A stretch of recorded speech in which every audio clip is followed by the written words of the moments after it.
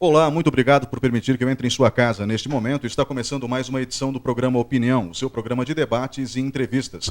O tema de hoje, os desafios da sexualidade humana. Comigo no estúdio está a sexóloga Ellen Hanff. Ellen, boa noite. Boa noite. Tudo Obrigado bem? pela sua presença hoje Obrigada. aqui.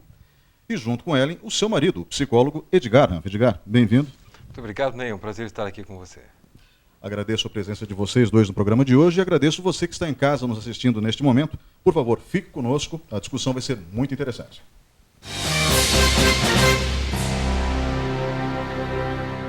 Opinião, apoio, Plana Turismo, roteiros que te refazem, Supermercados Tozeto, bem mais que um supermercado, Eletrocometa, qualidade e experiência, Rosemarie Noivas, seu sonho sob medida, AG Fotos e Eventos, imagens para sempre, Buffet Kirian, o sabor da felicidade, Iniciativa Cartuchos, tudo em informática, mas tudo mesmo, Sicredi Cooperativa de Crédito, gente que coopera, cresce, venha para o Sicredi.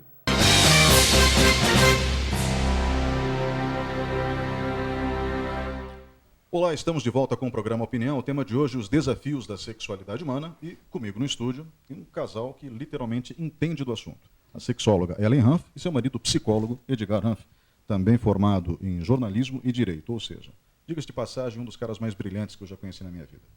E gente boa, gente boa.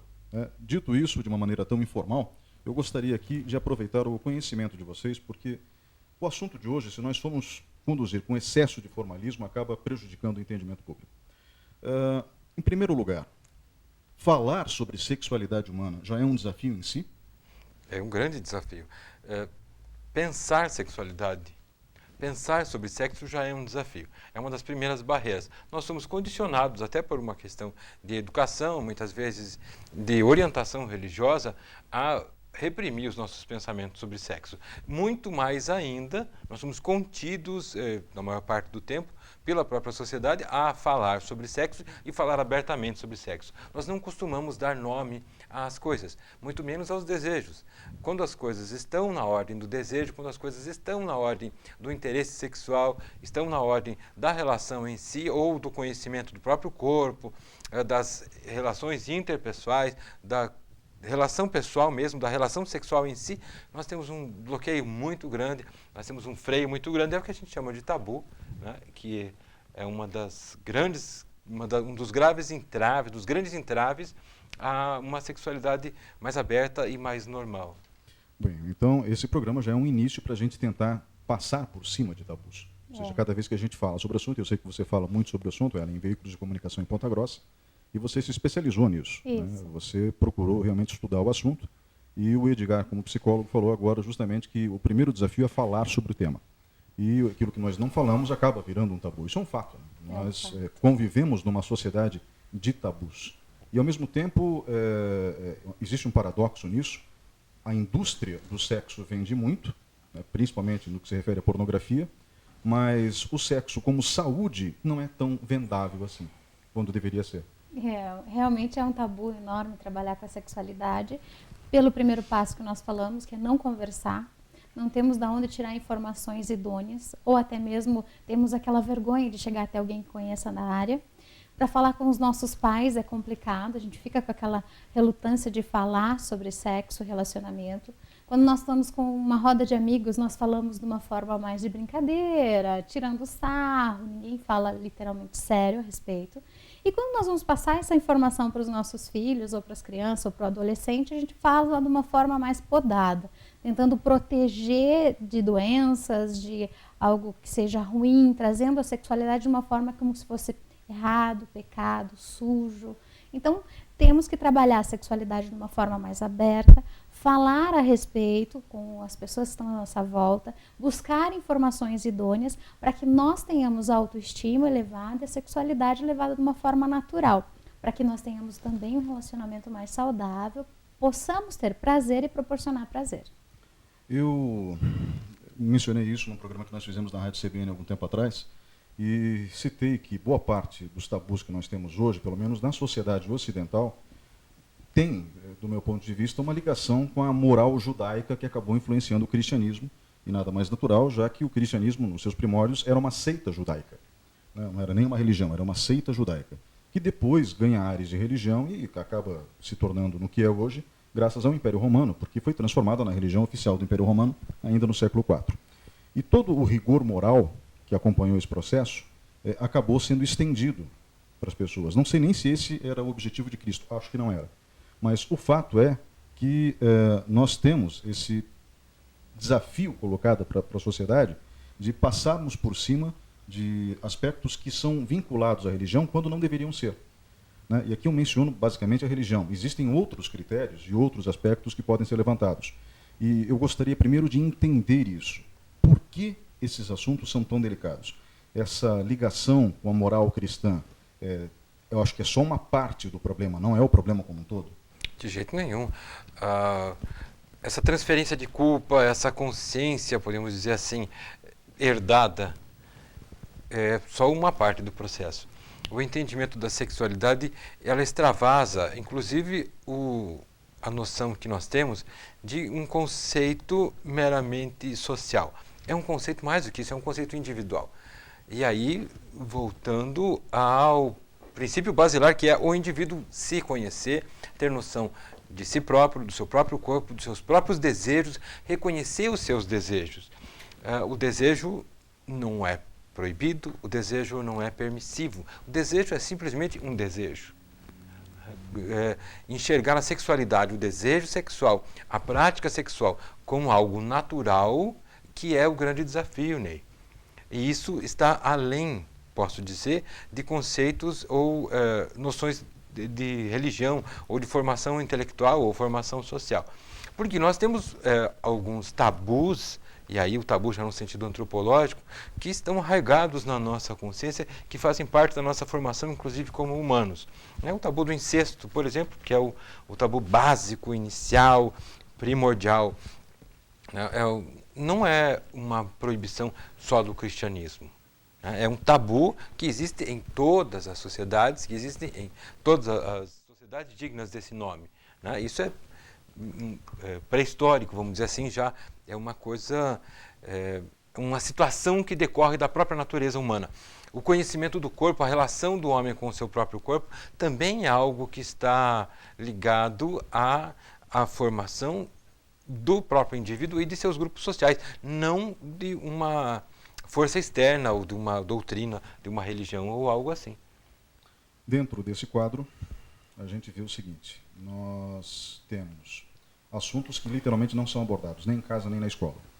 Então, como que as pessoas vão, em primeiro lugar, se conhecer, como acabou de colocar o Edgar? Né? Em segundo lugar, como que elas vão, se conhecendo, permitir que o outro, o parceiro, a conheça ou conheça? Isso realmente também é uma coisa que é uma cadeia muito grande, né? Vem de não conhecer, de passar por alguns problemas, de estar passando às vezes por um relacionamento e ter esses dilemas de sexualidade, não conseguir ter prazer, também é um dilema muito grande da mulher, do homem ter a frustração de não proporcionar prazer, porque já vem dela não se conhecer. Então, e daí às vezes o casal tem um filho ou filha e vai passando isso para ele, que não pode, não deve, não faça, de onde forem criados, dessa forma. E assim, vira uma bola de neve os problemas. Qual seria o primeiro passo para a gente começar a trabalhar a sexualidade de uma forma natural?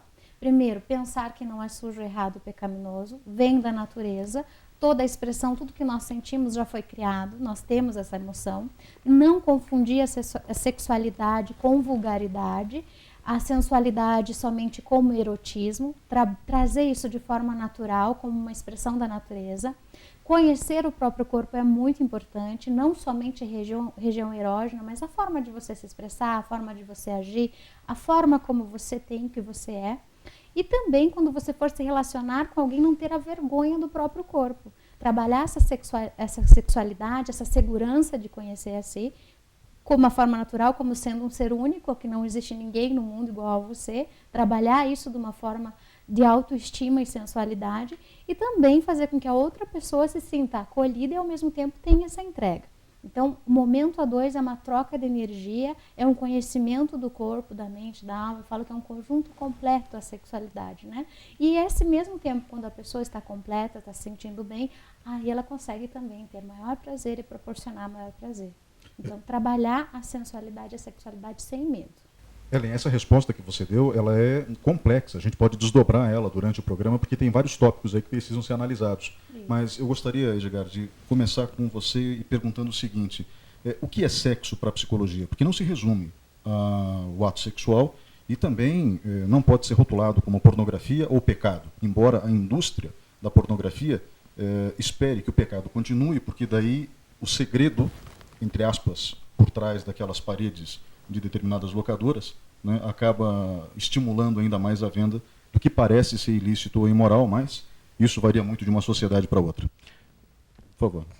Sexo não é só uma atividade natural e inerente ao ser humano, é uma parte da individualidade. Ou seja, faz parte da nossa humanidade o componente sexual. E aqui eu não estou levando nem para o lado da heteronormatividade ou da preferência ou do gênero ou do estabelecimento de uma relação em si. O sexo como reconhecimento. Reconhecer o sexo em si, que é o primeiro passo, o sexo do indivíduo por si próprio. Esse é o primeiro caminho. Eu queria citar a própria Ellen, que fala nos seus programas e nos seus cursos, o sexo é energia. Né? O sexo como um elemento que permite a ligação entre dois indivíduos. Mas para a psicologia vai muito além disso. O sexo é a ferramenta para a busca e o alcance do prazer. Que prazer? O prazer que o indivíduo tem e busca durante toda a vida. Freud, citei isso na CBN, lembrava, todo prazer é erótico. Né? Então, nós temos que pensar que, efetivamente, a nossa vida é uma caminhada. No aspecto físico, no aspecto fisiológico e também no aspecto psicológico, muitas vezes é uma caminhada de busca pelo prazer, que é encontrado na satisfação desse anseio primal até, através do conhecimento e da exploração do próprio corpo e da conjunção com o corpo de um parceiro ou de uma parceira. Então, você foi bem genérico na resposta, mas basicamente o sexo faz parte de um conjunto de coisas que definem o ser humano. Que definem o ser humano, mas que caracteriza a busca pelo prazer. Né?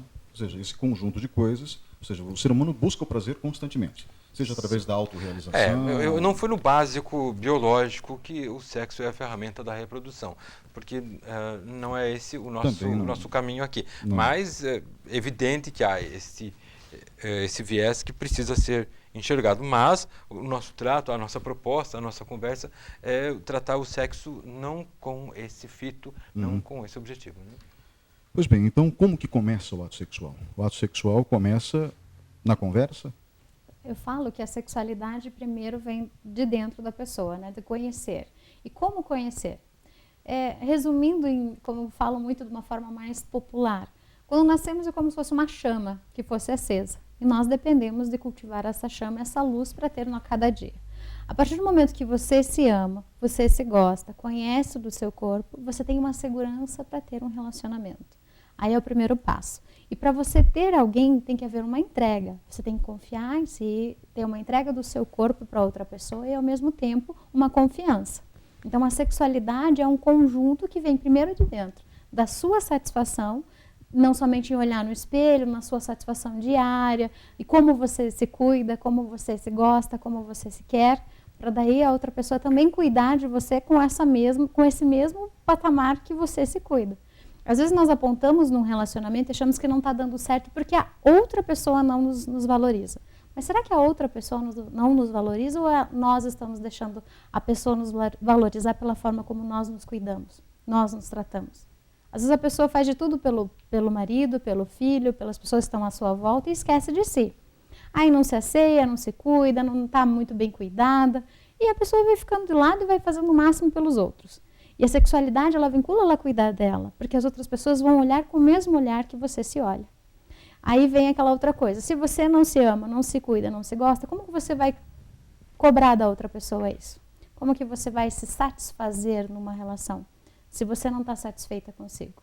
Então a sexualidade, ela vem antes de você se gostar, para daí você estar preparado para gostar de outra pessoa. É um dilema de relacionamento. Às vezes você está insatisfeito mas acontece pela tua forma de você ter uma satisfação sexual, você não está tendo um tempo para você e daí começa aquela coisa, né? De não estou bem, não estou tendo prazer, não estou tendo tempo para mim, não estou tendo tempo para o outro e acabo apontando que é o outro que não cuida de mim.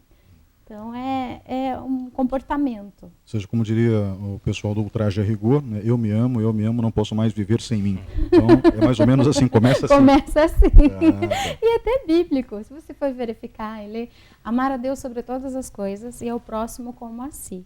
Como que você vai amar o seu filho, o seu marido, as pessoas à sua volta se você não se ama? Vem do teu amor para você ter um amor semelhante ao outro, para o outro também. Ok. Se você se ama, você busca o autoconhecimento. Busca Né? o autoconhecimento. Sócrates já disse que isso era difícil. Né? Ou seja, quando ele acho que não é nem uma proposição, é mais um desafio. Né? Conhece-te a ti mesmo. Então, vem um segundo estágio depois de se amar, que é o se conhecer. E isso é difícil. Recentemente teve um episódio envolvendo o padrasto da Kim Kardashian, que é uma celebridade internacional, que aos 65 anos resolveu fazer uma cirurgia de mudança de sexo. Né? Então, o autoconhecimento ele é contínuo, ele não para, eu imagino. Mas você pode exercitar isso através da reflexão, da meditação, ou seja, você pode chegar a algum lugar à medida que você dialoga com as outras pessoas sobre você mesmo. Acho que isso começa em casa. Não, isso começa numa relação de autoconhecimento, Ney. Esse diálogo tem que ser um diálogo consigo próprio. Fernando Sabino dizia que algumas verdades não se falam nem diante do espelho. Né? Em termos de sexo, isso é muito, muito verdadeiro. Né? Em termos de preferência sexual, em termos de orientação sexual, em termos de vivência da sexualidade. Enquanto a pessoa não assume para si própria que tem desejo, que alimenta desejos, quais são esses desejos, não os reconhece ou não os conhece, o que também é bastante comum, né?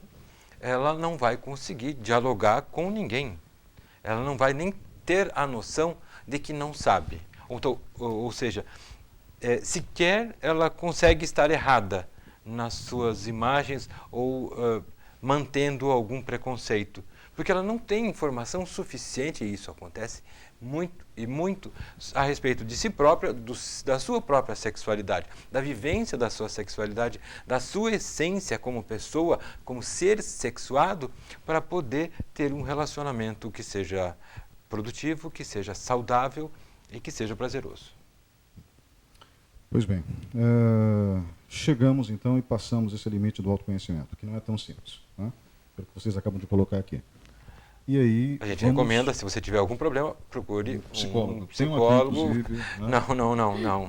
Procure alguém que você confia, procure um profissional da área que pode lhe ajudar nessa trajetória do autoconhecimento, não só em relação à sexualidade, em relação ao autoconhecimento como um todo de si próprio. Isso é vital para todas as esferas da vida, né?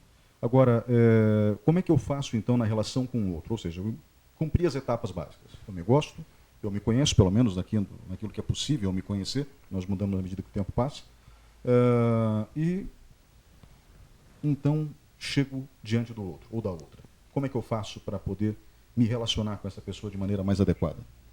Bom, relacionamento interpessoal depende também de um bom diálogo, de uma boa conversa. Às vezes as pessoas imaginam que para você ter um bom relacionamento necessita apenas ter um ato sexual. Mas você precisa ter uma afinidade com a pessoa, você precisa ter um conjunto de itens que tenham que vocês tenham o mesmo objetivo. Lógico que no momento de prazer, no momento que o casal está descobrindo, né, porque a partir do momento que você conhece as formas de expressão do seu corpo, você conhece como funciona a fisiologia da sexualidade, os homens são mais visuais, as mulheres começam a caprichar melhor numa lingerie, começam a caprichar melhor no visual todo, às vezes uma maquiagem, um cabelo bem bacana, ou mesmo o aveludar da pele para encostar na pessoa, chegar nela. Os homens também trabalham a parte auditiva, né? Porque trabalhando os sentidos, a pessoa começa, o ser humano começa a ter uma ligação maior. E os homens sabem que as mulheres são auditivas. Então chega o cara lá, né? Então conseguiu passar a conversa nela, não é assim? Mas é um conjunto. Você tem que trabalhar o tato, a audição, o olfato, o paladar.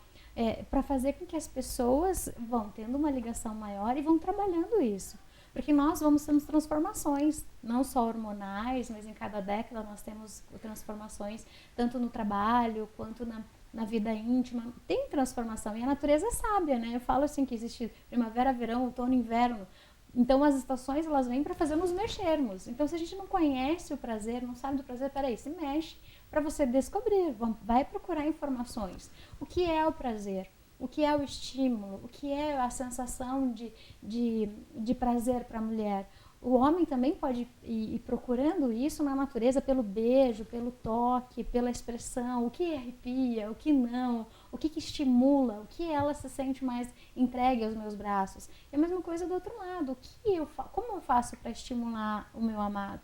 Então, como eu falei, não é só genitália, não é só a região íntima que você vai estimular. É uma mensagem de carinho, é você dizer um bom dia, é você andar de mãos dadas. Isso é um conjunto para a sexualidade. Não é somente o ato sexual em si. E tem uma grande reclamação, muitas vezes feminina, que às vezes não conversaram direito, ele foi trabalhar, voltou, foi ríspido com ela e chega no momento a dois, ele está todo carinhoso, achando que tem que ter um momento de prazer. E isso também revolta. Peraí, você me chutou, não me mandou mensagens, foi ríspido comigo, e na hora do prazer você quer que eu seja toda boazinha? Tem esses dilemas do ser humano, né? Então, trabalhar um conjunto completo, cuidar da pessoa, cuidar do relacionamento, regar como se fosse a plantinha diária lá, tem que colocar no sol, tem que colocar uma aguinha, tem que ter uma dosagem, sim. Tem que tratar bem, tem que dizer bom dia, tem que andar de mãos dadas, tem que compreender que existe, em qualquer fase da vida tem dificuldades, tem intempéries, e esse bem-estar é que vai fazer com que a sexualidade seja aflorada e ao mesmo tempo tenha prazer no momento a dois. Ou seja, nós vamos ter então que literalmente desnudar a nossa alma e descobrir a alma do outro. Faz parte disso também, é de você complementar, se complementar, complementar o outro, trazer vibrações boas, trazer uma boa energia, ser uma boa companhia para outra pessoa, fazer o máximo que você pode. É aquela coisa do positivismo, a sexualidade também vincula isso, né? Então a gente estava falando da sexualidade no Oriente e no Ocidente. A diferença é que ele trabalha um todo. É você trabalhar a tua espiritualidade, a tua essência, a tua alma, o teu corpo com o outro. E quando se completa, isso vem ao pleno maravilhoso, ao múltiplo orgasmo, a entrega.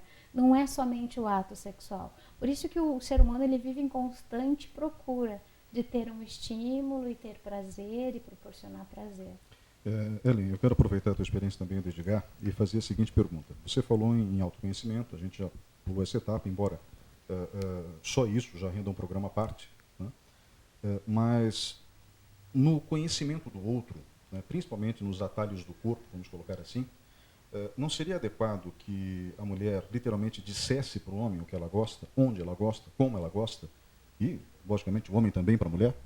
Isso não seria o mais racional? Vem o diálogo, mas quando nós temos uma educação repressora, às vezes a mulher ela tem vergonha de trabalhar essa encosta aqui, mexe ali, me beija mais, ou ela se expressar, ela se movimentar. O que acontece normalmente hoje em dia? As pessoas visualizam um filme erótico, um filme de adulto, e acham que o que acontece naquele filme é o que ela tem que viver na vida a dois. Então o homem imagina que apenas ele estando com o membro ereto é o que vale a pena, e a mulher imagina que somente ela gemer é o que está valendo a pena. Então é um conjunto. O que acontece para que o homem tenha um estímulo? Para o homem é muito mais rápido. A resposta sexual do homem é mais rápida, desde o visual, desde o toque, que quando chega nele, o membro já está preparado. A mulher ela tem um conjunto completo, lembra que eu falei que é um pouco mais complexo? Para que a mulher ela tenha uma dilatação, ela tenha uma lubrificação para receber o homem na hora da relação, ela precisa ter trabalhado essa audição, que ela esteja mais à vontade, que o clima esteja de acordo com o ambiente, não pode nem estar tão frio nem tão quente, que ela tenha não a preocupação lá com os filhos, com as contas, que venha para o momento a dois. Então, para aprender a ter um momento melhor, o casal tem que também, nessa correria do dia a dia, programar. vai ter que programar, às vezes, uma ida a um motel, vai ter que programar, às vezes, deixar os filhos com os avós, ou com a babá, ou com quem que possa cuidar, para que eles tenham esse encontro e comecem a descobrir da sexualidade deles o que mais importa, o que mais dá prazer, que entrega melhor tem, como que ela tem uma lubrificação facilitada, como que é o prazer feminino, se é a região clitoriana, se é intravaginal, se é o corpo inteiro trabalhando, como que é o múltiplo orgasmo, que ainda é um tabu que muitas mulheres não conhecem. O que é o múltiplo orgasmo? Múltiplo orgasmo é a mulher ela conseguir ter o prazer ápice, não só externo, clitoriano, mas intravaginal, com múltiplos espasmos, que ela tenha o prazer corporal inteiro. Que tenha da mente, da mucosa íntima, do corpo todo, é um conjunto. Ou seja, se o casal colaborar um com o outro dialogando, é Com mais fácil certeza atingir vão esse clímax. Isso Né? mesmo. Perfeito. Edgar, culturalmente falando, né, o homem ele também precisa dar estas sugestões para a mulher? Muito mais do que a mulher. Os homens são mais travados nesse ponto, são mais tolhidos e eles se autocensuram muito mais do que a mulher. Vou dar um exemplo bem claro, e isso aprendi acompanhando as palestras e as manifestações da Ellen. O homem quer comprar um presente íntimo para a mulher, vai lá, compra uma lingerie, sexy, alguma coisa que ele gostaria de ver ela usando. Mas não aceita que ela faça o mesmo por ele. Por quê? As ofertas existem e estão aí. Então, por que nós temos que ver que os gêneros são diferentes nas suas expectativas e nas suas realizações quando eles são bastante próximos? Se ambos buscam o mesmo resultado, por que cedemos dessa maneira a uma organização mental e até mercadológica bastante machista? Né? Porque estamos acostumados? Porque essa é a norma? Porque é isso que a sociedade está nos impondo? Não. É porque nós aceitamos esse tipo de coisas. Nós nos sujeitamos, em grande parte devido à falta de conhecimento, à falta de vontade até de conhecer. Tá bom assim, né? Ou a velha zona de conforto. Tá bom desse jeito, tá ótimo, nossa, eu tenho prazer. A gente se encontra uma vez por semana, a cada 10 dias, 2 vezes por semana. Isso me satisfaz. Mas existe um mundo de oportunidades, né? Dentro desse aspecto que a Ellen estava falando. Estou entrando na seara da educação sexual, não da psicologia. Por que digo isso? Porque nós estamos presos a conceitos. Você mencionou ainda há pouco que mesmo as informações vêm truncadas. Vamos colocar datas nas informações. Né? Meados da década de 60, a introdução da pílula anticoncepcional. Foi uma revolução. Foi uma revolução. Era permitido, então, ter relação sexual sem aquele risco premente da gravidez indesejada. Uma outra data, 1980, o ano zero da epidemia da AIDS. A partir de 80 para cá, houve uma nova revolução sexual. Uma revolução sexual às avessas. Houve uma involução sexual. Por quê? Porque o sexo esteve ligado não só à ideia de doença, Ney, mas à ideia de morte, à ideia de perigo, à ideia de risco, à ideia de condenação, à ideia de castigo. Lembre-se que no início e durante muito tempo, os chamados grupos de risco eram compartimentados para determinadas práticas, determinadas preferências sexuais. Hoje a gente sabe que a disseminação da AIDS levou a já não ter essas paredes verbais ou esses grupos compartimentados de uma forma tão clara. Há sim comportamentos de risco, hoje se tem, e não grupos de risco. Então, de 80 para cá, muita coisa mudou. Mudou por quê? Até o próprio linguajar. Nós vemos na televisão, nas novelas, nos filmes, uma relação diferente do indivíduo com a própria sexualidade e do indivíduo com o exercício da sexualidade, que é algo bem diferente. Não só ele se reconhecendo como um ser sexual, mas como um ser sexual que vai ao encontro do que ele acredita que seja, e pode ser, a sua fonte de prazer, um outro ou uma outra parceira. E aí vem os acessórios inerentes a essa condição, e a partir de 1980, de uma forma muito clara, a camisinha. cuja expressão, aliás, eu falo com bastante liberdade na TV nesse horário, mas não era sequer mencionada. Hoje, nas missas se fala, nas igrejas se fala, na TV se fala, no rádio se fala, nas escolas se fala, se ensina. Por quê? Porque já não é mais uma ferramenta de distúrbio, mas sim é um instrumento para a preservação da saúde, da vida e, através disso, também do exercício da sexualidade, que é o essencial. Ellen, Edgar, obrigado pela participação nesse bloco. Nós voltamos em instantes com o programa Opinião. Por favor, fique conosco. Opinião, apoio, Plana Turismo, roteiros que te refazem, Supermercados Tozeto, bem mais que um supermercado, Eletrocometa, qualidade e experiência, Rosemarie Noivas, seu sonho sob medida, AG Fotos e Eventos, imagens para sempre, Buffet Kirian, o sabor da felicidade, Iniciativa Cartuchos, tudo em informática, mas tudo mesmo, Sicredi Cooperativa de Crédito, gente que coopera, cresce, venha para o Sicredi.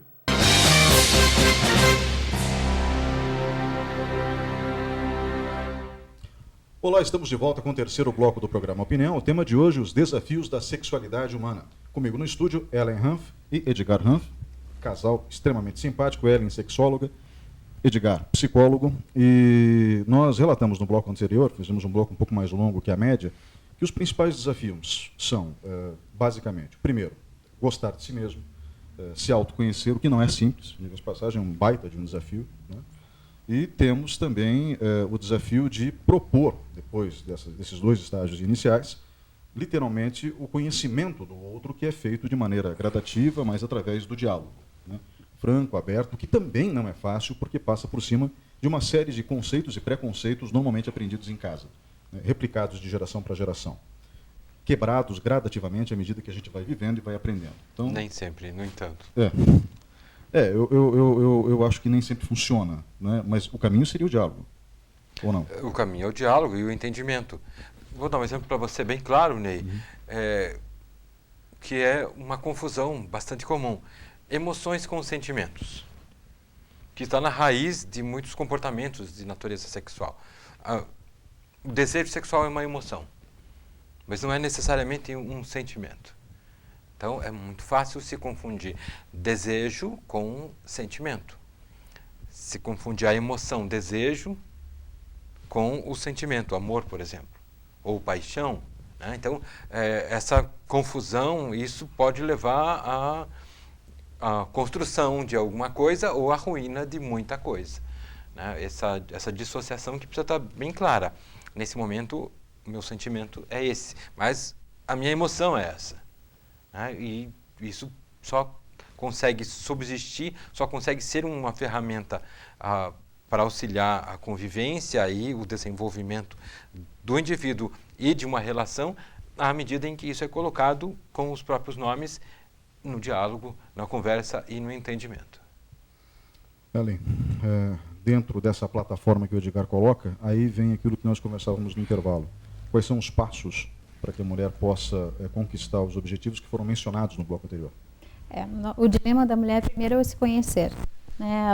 Que desde pequena às vezes fala, tira a mão daí, não faça, não pode. Não, acontece que você acaba não conhecendo o próprio corpo, não acaba tocando o seu corpo para saber como funciona, não acaba olhando no espelho como funciona, acaba se cobrindo, ficando com medo, enfim. Então, para você conhecer o seu próprio corpo, desde o banho, quando você vai tomar um banho, como você vai usar o sabonete no seu corpo, quando você vai hidratar o seu corpo, aonde você sente mais estímulo, quando você vai conhecer a região íntima, é importante colocar um espelho, verificar o que é a região vaginal, o que é a região clitoriana, o que é a uretra, o que é canal vaginal, o que é a região anal, o que é períneo. Então, fazer um estudo do que é a mucosa íntima primeiro. A mulher ela vai passando por transformações, o aumento do seio na adolescência, vai formando o corpo, a cintura, vai vir a menstruação, o que é a menstruação, o que me incomoda. Então, esse conhecimento nessa transformação na vida, é importante ela saber o que acontece no corpo dela. E a partir do momento que ela vai ter uma relação, como que funciona o estímulo para mim? Como que é a masturbação? O que eu tenho de estímulo com isso? Como que é se tocar? Como é deixar alguém me tocar? Como é ter um estímulo intravaginal?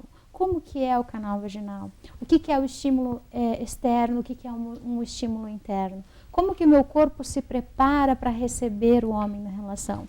Uma coisa que uma mulher não sabe, às vezes, o que acontece, ou algumas pessoas não sabem, como que acontece o processo de transformação da mulher para o ato sexual, por exemplo. No homem é mais óbvio, ela visualiza o membro ereto. Na mulher, ela precisa que tenha uma dilatação interna do canal para receber o membro. Então, quando não tem, a mulher tem dor, tem incômodo, não tem lubrificação, é porque ela não estava preparada para aquele momento. Então, o corpo ele tem que estar preparado para o ato sexual. E às vezes tem frustrações na relação e não consegue ter prazer e começa a ter os traumas de anorgasmia e ter outras disfunções sexuais por um ato sexual que foi mal feito, mal planejado ou não houve uma entrega, pela culpa ou pela falta de conhecimento do corpo. Então, esse é o passo, que ela conheça, que ela tenha estímulo, tenha paciência, o casal, para conhecer esses estímulos. Às vezes pode começar a conhecer, depois de 30, 40 anos de casado, o casal resolver saber como que é o estímulo para ela. Nunca é tarde para você descobrir. Então, e também trabalhar isso de uma forma que não venha um padrão. Não, para eu ter o orgasmo, para eu ter um momento de prazer, eu tenho que ter um manequim 36, eu tenho que ser morena, alta, do cabelo cacheado. Não, tem que ser loira, magra, assim. Não importa o biotipo, não importa a sua idade. Você tem como descobrir a sexualidade e o prazer independente disso. Se está na melhor idade, está super jovem, está no começo de relação, ou se não conhece alguém. É você dar o primeiro passo para conhecer.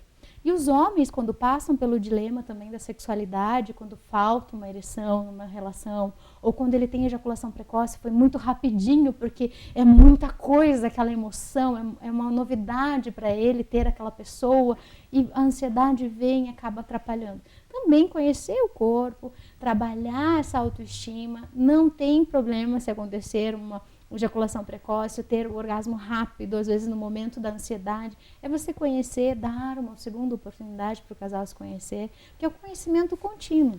A gente não pode tratar o outro como descartável. Ah, não, foi muito rapidinho, não me proporcionou prazer. O casal tem que ir descobrindo junto. Então é isso que a gente fala. A sexualidade é uma grande descoberta. E não é num momento só que você vai conhecer o que mais, o máximo que uma pessoa pode proporcionar para você ou você para outra. É uma continuidade. Então, quanto mais tempo você tem com a pessoa, quanto mais você trabalhar o teu autoconhecimento e proporcionar prazer, mais mágico será esse momento. Mais estimulada a pessoa vai estar.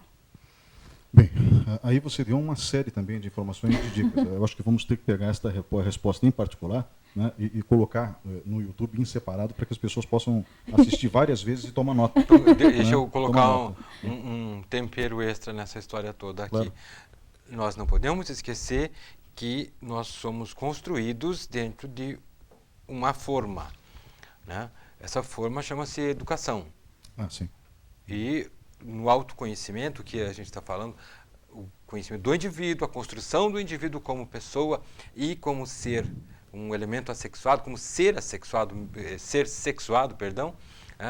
está também na manutenção de alguns estereótipos que nós trazemos conosco. Um exemplo muito claro, quando o menininho está com a mão no membro íntimo. Seu sexo. Né? O que as pessoas, que bonitinho, tá pegando, olha lá. O menininho está sempre lá. O menininho tira uma foto sem roupa, ele estava lá. Tudo bem, é visto como normal. Quando o menino começa a se masturbar, quando o adolescente começa a se masturbar, os pais sabem que isso acontece? Claro que eles sabem que isso acontece. Há uma modificação nos hábitos do pré-adolescente e do adolescente. E a menina? Não, Deus o livre. Por que está com a mão aí? A Ellen mencionou ainda um pouco mais cedo. Não põe a mão, não encosta, não sente nada. Você não deve ter isso.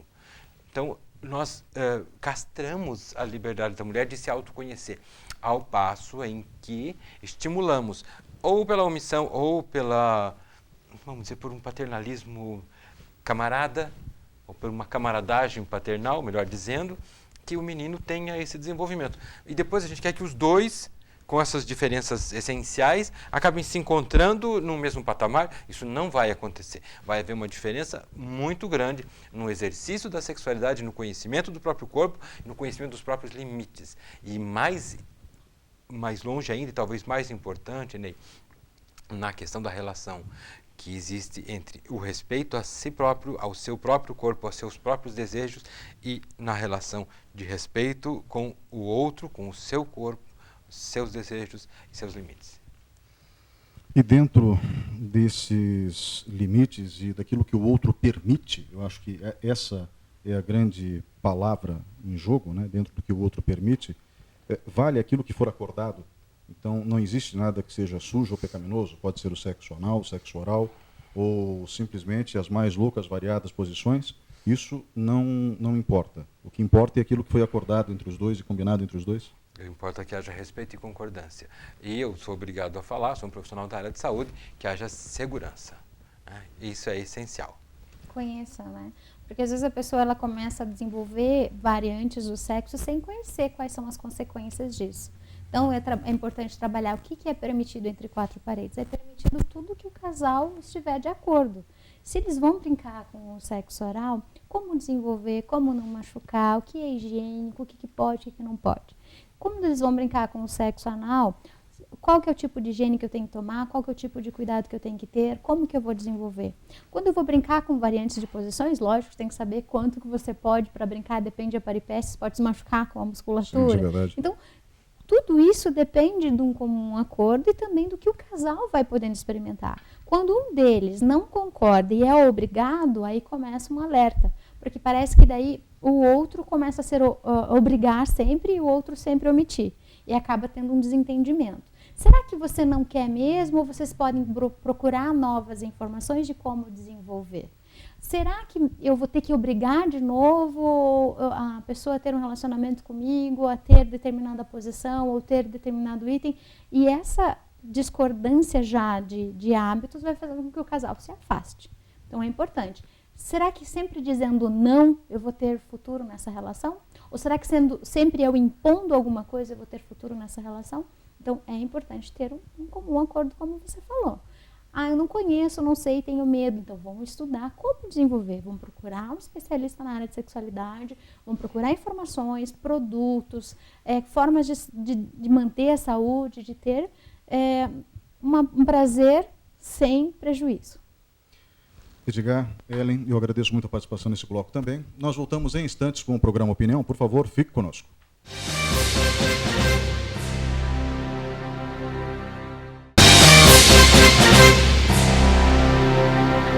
Olá, estamos de volta com o quarto e último bloco do programa Opinião. O tema de hoje, os desafios da sexualidade humana. Comigo no estúdio está Ellen Hanff, sexóloga, seu marido Edgar Hanff, psicólogo, também formado em Direito e Jornalismo. E nós falamos ao longo do programa de hoje de forma muito genérica, de forma muito ampla sobre esse assunto, que tem uma série de particularidades, e cada uma dessas particularidades, bem destrinchada, eu acho que rende um programa. Então, realmente o assunto é complexo a esse nível. Eu até brinquei no bloco anterior que algumas respostas da Ellen, o ideal é que o pessoal coloque no YouTube e fique anotando determinadas observações, determinados conselhos, determinadas sugestões, e o mesmo em relação a algumas respostas que o Edgar deu também, né, que são de extrema lucidez e colocam a gente dentro de um contexto maior. Referências agora para que as pessoas possam aprender.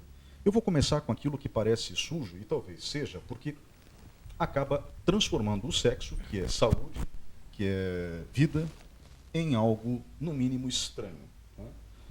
A indústria pornográfica fornece alguma sugestão ou nada que seja útil sai dali?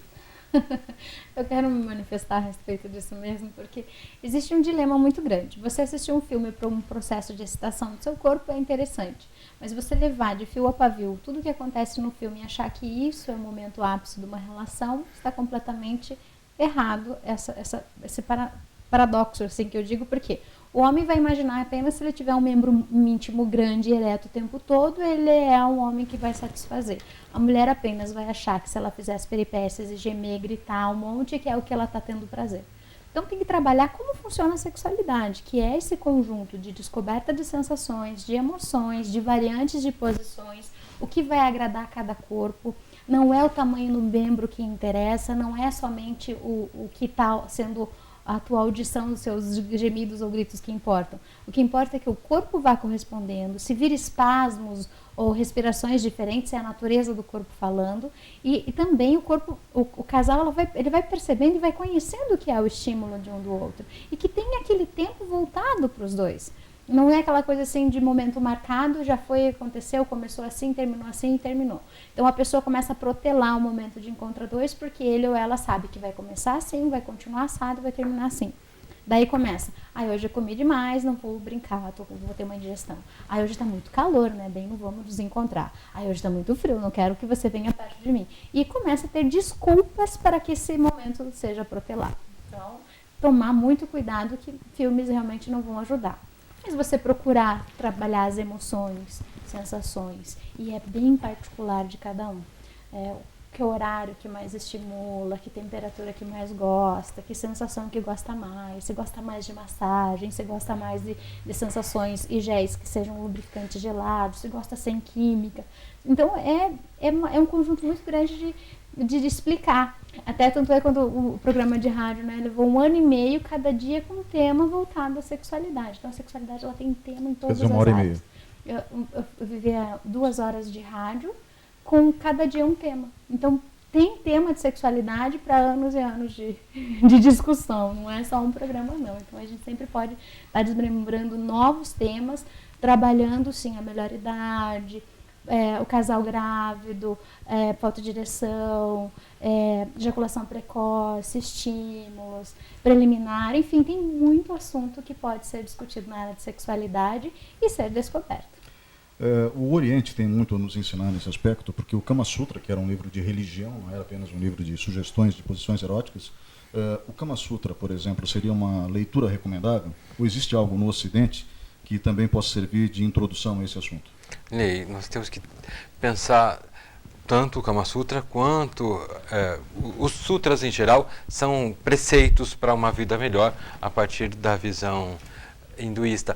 Mas os próprios filmes pornográficos têm que ser vistos, a literatura pornográfica, a pornografia em si, livros de conteúdo erótico, tudo isso tem que ser visto sob uma ótica da individualidade.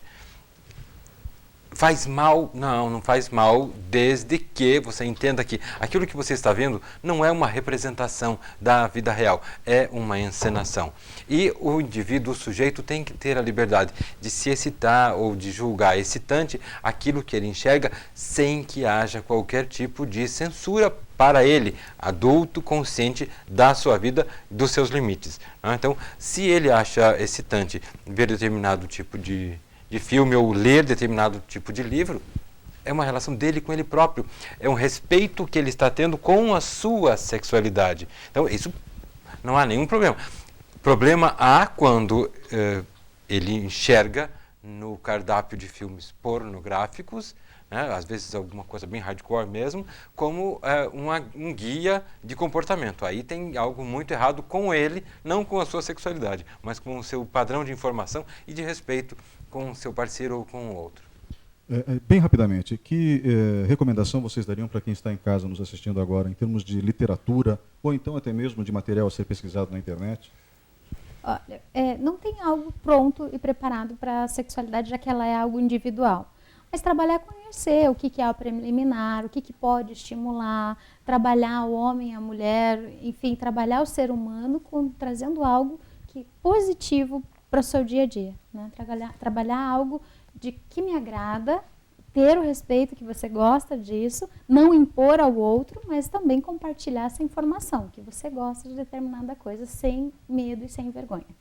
Eu não posso dar conselhos, evidentemente, Ney, mas eu posso fazer recomendações. Uma recomendação que eu faço é conheça a sua sexualidade, conheça o seu corpo. Se você tiver alguma dúvida, alguma questão, procure um profissional habilitado para tratar desse assunto. A sexualidade faz parte da vida e ela é uma parte muito importante. Eu acho que isso é o essencial para se ter nesse ponto. Edgar, Ellen, obrigado novamente pela presença hoje aqui e muito obrigado a você que estava em casa nos assistindo até agora. O programa Opinião fica por aqui, nós voltamos na semana que vem.